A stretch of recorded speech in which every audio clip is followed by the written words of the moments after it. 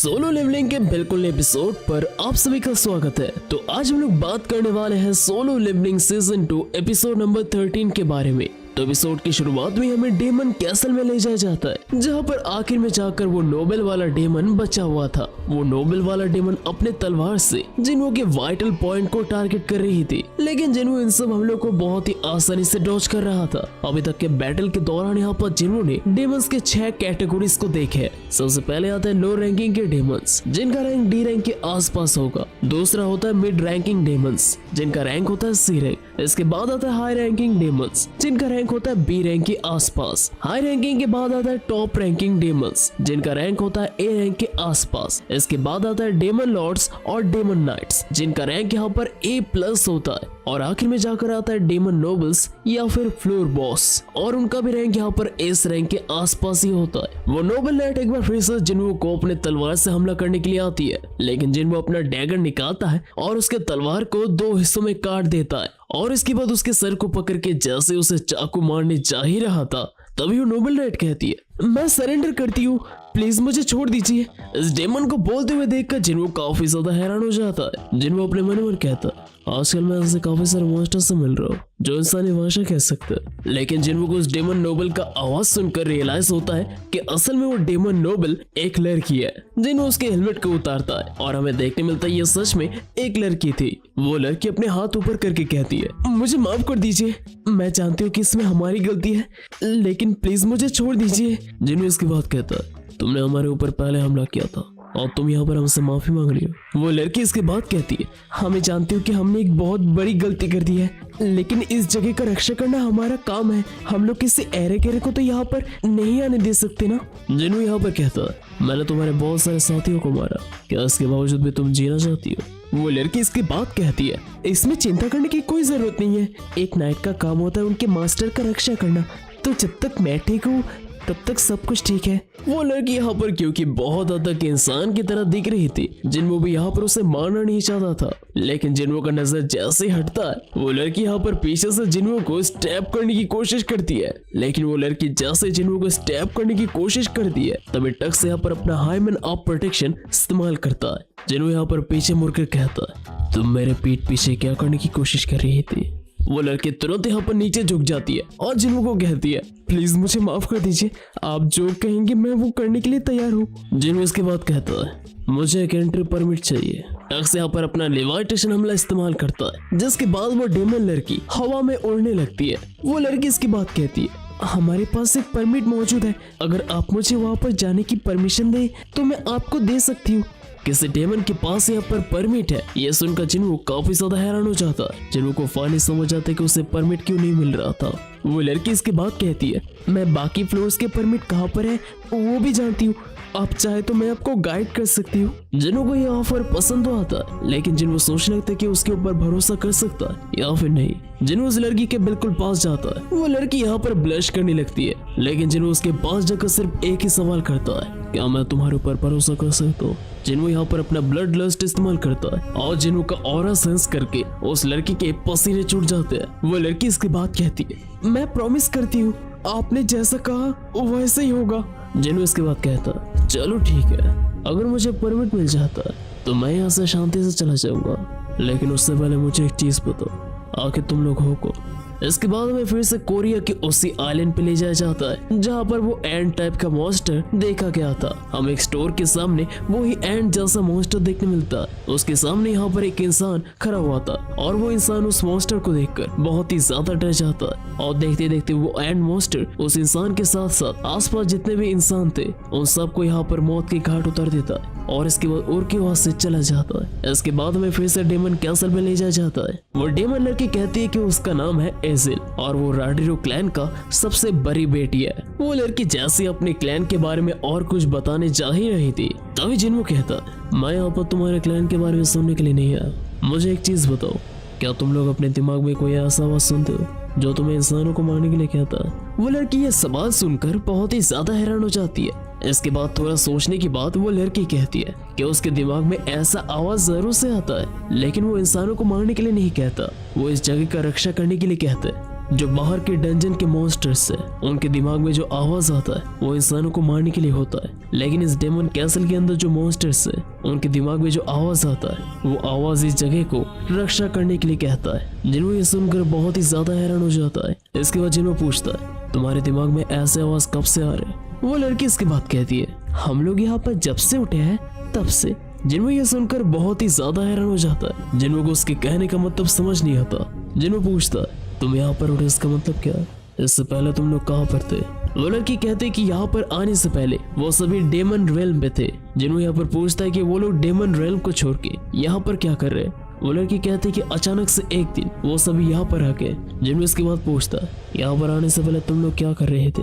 वो लड़की यहाँ पर जैसे कुछ कहने की कोशिश करती है, अचानक से उसके वॉइस में कुछ ग्लिचेस आने लगते हैं, लेकिन इसके बावजूद भी वो लड़की कहती है कि यहाँ पर आने से पहले वो सभी युद्ध का तैयारी कर रहे थे। जिन्हों इसके बाद पूछता है कैसा युद्ध और किसके साथ? वो एजिल नाम की लड़की कहती है कि पूरा का पूरा डेमन आर्मी किसी एक खतरनाक विरोधी के साथ लड़ने का तैयारी कर रहे थे। जिन्हों इसको सुनकर बहुत ही ज्यादा हैरान हो जाता है, लेकिन इसके बाद ये अचानक से एजिल के वॉइस में बहुत सारी ग्लिचेस आने लगते हैं और एजिल आगे इंफॉर्मेशन देने से बार बार मना करने लगती है। पहले भी बारूका के साथ लड़ने के वक्त, यानी कि उसी आई सेल्फ के साथ लड़ने के वक्त जिन्हों को ऐसा ही ग्लिच देखने मिला था। जब भी जिन्हों यहाँ पर ऐसे सवाल करता है, सिस्टम हमेशा इन सवालों के बीच में आ जाता है और इसका कारण एक ही हो सकता है कि जिन्हों जिस चीज का जवाब ढूंढ रहा है उसका जवाब इन्हीं सवालों में छिपा हुआ है। और इसके साथ साथ ये level, dungeons, quest, missions, rewards, penalties, job changes सभी के सभी सिस्टम का बनाया हुआ एक एनवायरनमेंट है जिसका कोई भी वजूद नहीं है। ये सब चीजें किसी एक गेम का एक खिलौना है। इसके बाद जिन्हों पूछता है तुम सभी का दुश्मन कौन है? वो लड़की जैसे ये बात कहने जा ही रही थी तभी अचानक से उसके वॉइस में एरर आने लगता है और उसका सर दुखने लगता है और इसके बाद ही एजिल बेहोश हो जाती है। जिन्हों यहाँ पर सिस्टम का पावर देखकर बहुत ही ज्यादा हैरान हो जाता। एक ऐसा सिस्टम जो किसी को बेहोश करवा सकता है, इसका मतलब यह सिस्टम बहुत ही ज्यादा ताकतवर है। और क्योंकि सिस्टम अपने ताकत से ये सब कुछ रोक रहा था, तो इसका मतलब डेमन जिसके साथ लड़ाई का तैयारी कर रहे थे उसी के पास जिन्हों के सारे सवालों का जवाब है। इसके बाद में जापान के किसी एक इलाके में ले जाया जाता है जहाँ पर हमें घमासान बैटल देखने मिलता है। हर तरफ यहाँ पर खून का सैलाब था। सारे हंटर्स मिलकर यहाँ पर किसी के साथ लड़ रहे थे, लेकिन तभी अचानक से जो हंटर सभी को कमांड दे रहा था, अचानक से उसका सर धड़ से अलग हो जाता है। जो बंदा यहाँ पर मारा गया था वो असल में एक हीलर था। हमें एक हंटर से जानने मिलता है ये जो मॉन्स्टर्स है इन्होंने सबसे पहले कमजोर हंटर्स को मारा और इसके बाद हंटर्स का संख्या कम करने के बाद इन लोगों ने हीलर्स के ऊपर हमला किया। अगर ऐसे ही चलता रहा तो वो लोग बहुत ही बड़ा डिसएडवांटेज में आ जाएंगे। हमें देखने मिलता है ये मॉन्स्टर और कोई नहीं, ये था वही एंड वाला मॉन्स्टर। अभी तक हम लोगों ने जो देखा वो असल में कार के डैश कैम का एक छोटा सा फुटेज था। इसके बाद हमें कोरिया के हंटर एसोसिएशन में ले जाया जाता है जहाँ पर सारे हंटर एसोसिएशन के मेंबर्स एक इमरजेंसी मीटिंग के लिए एकजुट हुए थे। ये जो नए टाइप के एंड्स है इसे जापान के एक छोटे आइलैंड में देखा गया। इन्हें खत्म करने में हंटर्स को पूरा का पूरा एक दिन लग गया था। पहले आइलैंड में तबाही मचाने के बाद ये उड़कर और एक आइलैंड में पहुंच गया था, लेकिन इमरजेंसी हंटर्स को बुलाने की वजह से अभी सिचुएशन स्टेबल है। 4 ई रैंक के हंटर्स, एक डी रैंक का हीलर और एक सी रैंक का लीडर इस रेड पे मारे गए। बीच में आकर एक ए रैंक के हंटर ने सिचुएशन को संभाला। जिंचो यहाँ पर सभी को ये सब कुछ समझा के कहता है। तभी हंटर एसोसिएशन का एक मेंबर कहता तो तुम यही कहना चाहते हो हमें इन मॉन्स्टर्स को मारने के लिए ए रैंक के हंटर्स की जरूरत है? जिंचो यहाँ पर आगे ये भी रिपोर्ट देता 294 इन मॉन्स्टर्स की वजह से मारे गए। 108 हंटर्स को इस काम पे लगाया गया है क्योंकि मॉन्स्टर उड़ भी सकता है। तो जापान के हंटर एसोसिएशन बहुत ही ज्यादा चौकन्ने हैं। सभी लोग यहाँ पर आपस में बात करने लगते कि जापान की तरह कोरिया में भी ऐसे छोटे छोटे बहुत सारे आइलैंड्स हैं। अगर वो मॉन्स्टर किसी तरह कोरिया के मेन लैंड पे आ जाते तो उनके लिए बहुत ही ज्यादा बड़ा मुश्किल आ जाएगा। इसके बाद चेयरमैन गो कहते हैं जापान की तरह कोरिया में भी हमारे बहुत सारे आइलैंड्स हैं, लेकिन हम लोग सभी के ऊपर नजर नहीं रख सकते। हाल ही फिलहाल में जेजू आइलैंड के 150 किलोमीटर दूर एक आइलैंड के ऊपर इन मॉन्स्टर्स ने हमला किया था। क्योंकि उनके पास उड़ने का शक्ति है तो वो लोग कहीं पर भी जा सकता है। सभी लोग यहाँ पर बहुत ही ज्यादा टेंशन में आ जाते। जापान की तरह साउथ कोरिया के पास यहाँ पर उतने ए रैंक के हंटर्स नहीं थे, और अगर उन लोगों ने लो रैंकिंग हंटर्स को भेजा तो वो सिर्फ उनके लिए चारा का काम करेंगे। मीटिंग यहाँ पर खत्म होता है, लेकिन चेयरमैन यहाँ पर बहुत ही ज्यादा चिंता में थे। चेयरमैन यहाँ पर सोचने लगते कि उन्हें किससे मदद मांगना चाहिए। चाइना और रशिया में बहुत सारे केपेबल हंटर्स है, लेकिन उनका देश भी कोरिया से कई गुना ज्यादा बड़ा है। चेयरमैन यहाँ पर यूएस की हेल्प मांगने की सोचते हैं। लेकिन पिछली बार जब एस रैंक का गेट ओपन हुआ था तभी उसने मदद करने से साफ साफ मना कर दिया था। चेयरमैन यहाँ पर बहुत ही ज्यादा परेशान थे, लेकिन तभी यहाँ पर जिनचुल पीछे से चेयरमैन को बुलाता। जिनचुल यहाँ पर चेयरमैन को कान में कहता है, सर मैंने मीटिंग के दौरान आपको ये नहीं कहा, लेकिन यूएस से मुझे किसी ने छिप के कॉन्ट्रैक्ट किया। ये सुनकर चेयरमैन बहुत ही ज्यादा हैरान हो जाते हैं। वो पूछते हैं कि आखिरकार ये कौन है, और इसके बाद जिनचुल कहता है कि वो और कोई नहीं, वो स्कारवेंजर गिल्ड का वाइंग दोंगसू था और वो आने वाले जेजू आइलैंड के रेड में हिस्सा लेना चाहता था। ये सुनकर चेयरमैन बहुत ही ज्यादा हैरान हो जाते हैं। उन दोनों को ये पता था कि वाइंग दोंगसू संग जिनवू के पीछे है, लेकिन जिनचुल ने बाई क्यूनू के साथ लड़ाई का एक्सक्यूज देकर उसके रिक्वेस्ट को रिजेक्ट कर दिया था। लेकिन तभी जिनचुल कहता है, सर मिस्टर वाइंग ने हमें कॉन्ट्रैक्ट नहीं किया, मिस्टर वाइंग के अलावा भी यूएस के एक नेशनल नेवल हंटर ने हमें कॉन्ट्रैक्ट किया। आप मेरे साथ आइए सर, मैं आपको उनसे मिलवाता हूँ। इसके बाद में फिर से डेमन कैसल में ले जाया जाता है और वो जो लड़की बेहोश हो गई थी उसे अचानक से होश आ जाता। दूसरी तरफ हमें जिन्वू के सामने एक पूरा मॉन्स्टर का ढेर देखने मिलता है। जिन्वू इसके बाद कहता है, तो तुम जाके लगता है बाकी डेमन्स के साथ तुम्हारा दोस्ती बहुत ही अच्छा है, इन्होंने तुम्हें मारने की भी कोशिश की। वो एज़ेल नाम की लड़की कहती है, इसका मतलब आप मेरा रक्षा कर रहे थे, आपका बहुत बहुत शुक्रिया। दरअसल लो रैंकिंग डेमन्स में समझदारी नहीं होती तो वो लोग किसी के ऊपर भी हमला करते हैं। लेकिन इन सब बातों को स्किप करके जिन्वू यहाँ पर सीधे पॉइंट पे आता है। जिन्वू कहता है, अब क्या तुम मुझे बता सकते हो कि मुझे नेक्स्ट फ्लोर का परमिट कहाँ पर मिलेगा? इसके बाद जिन्वू और एज़ली वो दोनों यहाँ पर डेमन कैसल में आते हैं। एज़ली यहाँ पर एक डेमन नाइट से पूछती है कि उसके फादर कहाँ पर है। वो नाइट कहता है कि उसके फादर अभी थ्रोन रूम में है। डेमन नाइट से यहाँ पर जिन्वू के बारे में पूछते हैं, लेकिन एज़ली कहती है कि जिन्वू उसकी गेस्ट है। इसके बाद एज़ली जिन्वू को लेकर थ्रोन रूम में जाती है, लेकिन जैसे यहाँ पर एज़ल के फादर जिन्वू को देखते वो काफी ज्यादा घबरा जाते हैं। एज़ल के फादर यहाँ पर कहते हैं, एज़ल ये तुम किसको यहाँ पर लेकर आई हो? एज़ल कहते हैं कि जिन्वू उसकी गेस्ट है, लेकिन एज़ल के डैड कहते हैं, आखिर कौन सा गेस्ट अपने साथ इतना बड़ा आर्मी लेकर आता है, क्या तुम्हें दिखाई नहीं देता एज़ल? इसके बाद यहाँ पर सारे डेमन नाइट्स अपने तलवार यहाँ पर जिन्वू की तरफ करते हैं, लेकिन इसके बाद जिन्वू कहता है, मैंने एज़ल को प्रॉमिस किया, मुझे बस नेक्स्ट फ्लोर में जाने का परमिट चाहिए। यह सुनकर यहाँ पर एज़ल के फादर बहुत ही ज्यादा घबरा जाते हैं। उन्हें पता था कि बहुत दिन से कोई निचले फ्लोर्स को बहुत ही तेजी से पार कर रहा था और उसने बहुत ही आसानी से वल्कन और मेटस को भी मार दिया था, क्योंकि राडियो क्लैन यहाँ पर सबसे ज्यादा कमजोर है, तो वो चाहकर भी जिन्वू का सामना नहीं कर सकते। इसके बाद एज़ल के फादर पूछते हैं, क्या तुम्हें सच में सिर्फ परमिट चाहिए? लेकिन इसके बाद जिन्वू अचानक से एज़ल के कंधे पे हाथ रखकर कहता है, दरअसल मुझे और एक चीज चाहिए, हो सके तो मैं कुछ समय के लिए एज़ल को उधार लेना चाहता हूँ। एज़ल ये सुनकर बहुत ही ज्यादा हैरान हो जाती है। जिन्वू यहाँ पर एज़ल को अपने साथ इसलिए लेना चाहता था क्योंकि एज़ल को बाकी फ्लोर्स के परमिट के बारे में बहुत ही अच्छे तरीके से पता था। लेकिन ये बात सुनकर एज़ल के फादर बहुत ही ज्यादा गुस्सा हो जाते और जिन्वू ये सेंस करके तुरंत एज़ल के कंधे से अपना हाथ हटा देता है। इसके बाद जिन्वू, एज़ल और एज़ल के डैड वो तीनों मिलकर यहाँ पर डिनर करते हैं और जिन्वू यहाँ पर एज़ल के डैड को सब कुछ खुल के बताता है। एज़ल के डैड कहते हैं, तो तुम्हें एक एंट्री परमिट और एक काज चाहिए। एज़ल के फादर यहाँ पर मन ही मन कहते हैं, अगर मुझे पहले पता होता कि ये डार्क आर्मी इस इंसान का है तो मैं इस इंसान के साथ यहाँ पर समझौता नहीं करता। इसके बाद एज़ल के डैड जिन्वू को कहते हैं, इसमें मेरी बेटी को तो कोई खतरा नहीं होगा, है ना? जिन्वू यहाँ पर एज़ल के डैड को आश्वासन देते हैं कि इसमें एज़ल को कोई भी खतरा नहीं होगा। इसके बाद एज़ल के डैड यहाँ पर नेक्स्ट फ्लोर में जाने का परमिट मंगवाते हैं। अब इसे जिन्वू को अपर फ्लोर में जाने के लिए हर एक डेमन क्लैन से ये परमिट कलेक्ट करने होंगे। जिन्वू यहाँ पर तुरंत एज़ल को तैयार होने के लिए कहता है। अचानक से जिन्वू के सामने पार्टी तैयार करने का एक नोटिफिकेशन आता है। जिन्वू को यहाँ पर एज़ल के साथ एक पार्टी फॉर्म करने के लिए कहा जाता है, लेकिन कंजूस जिन्वू अपना एक्सपीरियंस पॉइंट किसी के साथ भी शेयर नहीं करना चाहता था। इसलिए जिन्वू एज़ल को कहता, अगर बीच में मुझे लड़ने जाना पड़ा तो तुम्हें बीच में मेरी मदद करने की कोई जरूरत नहीं है। यह सुनकर एज़ल बहुत ही ज्यादा खुश हो जाती है और वो ब्लश करने लगती है। इसके बाद हमें 80th फ्लोर में ले जाया जाता है। एज़ल के साथ अपना हॉर्स न देखकर जिन्वू उसके हॉर्स के बारे में पूछता है। एज़ल कहते कि सिर्फ पार्टी मेंबर्स ही हॉर्स लेने के लिए अलाउड है। वो लोग जैसे ही आगे बढ़ने जा ही रहे थे तभी अचानक से एज़ल अपने बैग से कुछ निकालती है। हमें देखने मिलता है एज़ल के हाथ में एक वाइन का बोतल था। एज़ल कहते हैं कि बहुत ही प्रीमियम क्वालिटी का वाइन है और नेक्स्ट क्लैन का चेप इस वाइन को बहुत ही पसंद करते हैं, तो इसी वजह से एज़ल जिन्वू को इस वाइन को अपने साथ लेकर जाने के लिए कहती है।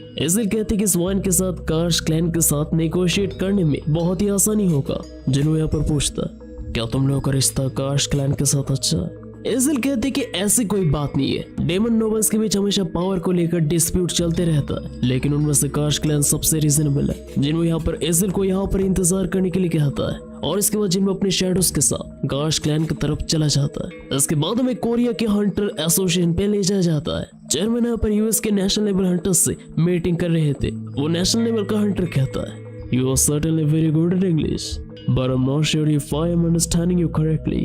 Do you really don't know what is Sung Jinwoo? Are you seriously kidding with me? वो जिनजो यहाँ पर कहता है, He is a hard man to pin down. Our surveillance team doing their best, and we are not foolish enough to joke with a national level hunter. वो national level का Hunter यहाँ पर मुस्कुरा के कहता है, I see. By the way, I heard one of our man Wang Dongsu caused a bit of trouble for you guys. Well, he is an S rank. There is nothing we can do. I hope you can understand. वो national level का Hunter ऐसे बात कर रहा था जैसे कि वांग Dongsu पूरी तरीके से अभी एक अमेरिकन बन चुका है। इसके बाद वो नेशनल लेवल का हंटर कहता है, And also, I want you to decline his entry, but I think you guys already did it, right?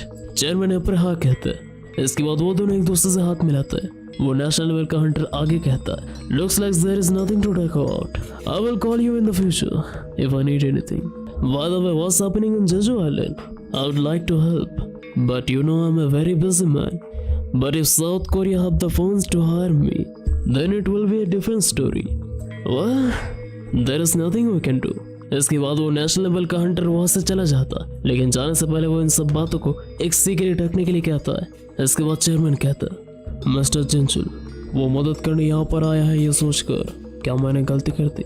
जिनचुल यहाँ पर कहता है, आप घबराइए मत सर, जापान हमारे साथ काम करने के लिए तैयार हो चुके हैं। आज जापान के सबसे बड़ी किल से एक हंटर यहाँ पर आने वाले हैं।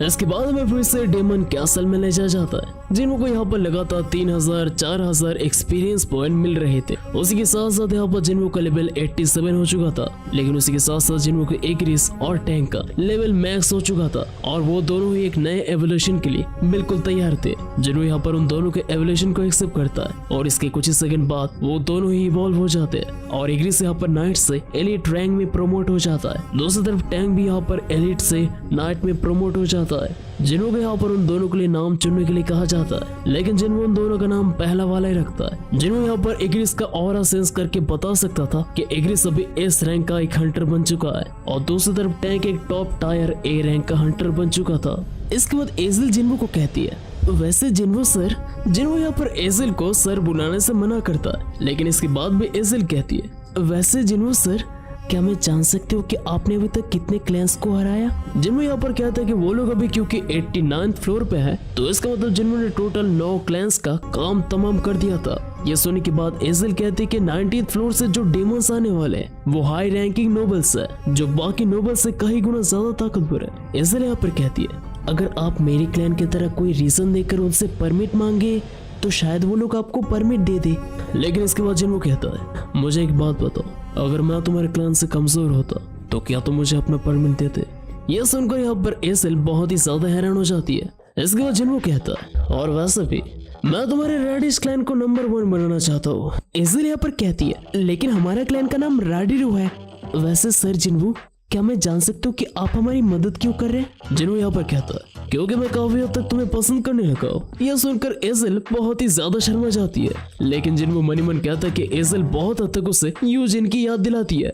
And that's it for the solo leveling season 2 episode number 30। तो एपिसोड आप लोगों को कैसा लगा जरूर से मेरे को ऑब्वियसली कमेंट करके बताओ, एंड वीडियो को लाइक करो, चैनल पर नए तो चैनल को सब्सक्राइब करो। तो मिलते हैं नए वीडियो के साथ, तब तक के लिए बाय बाय।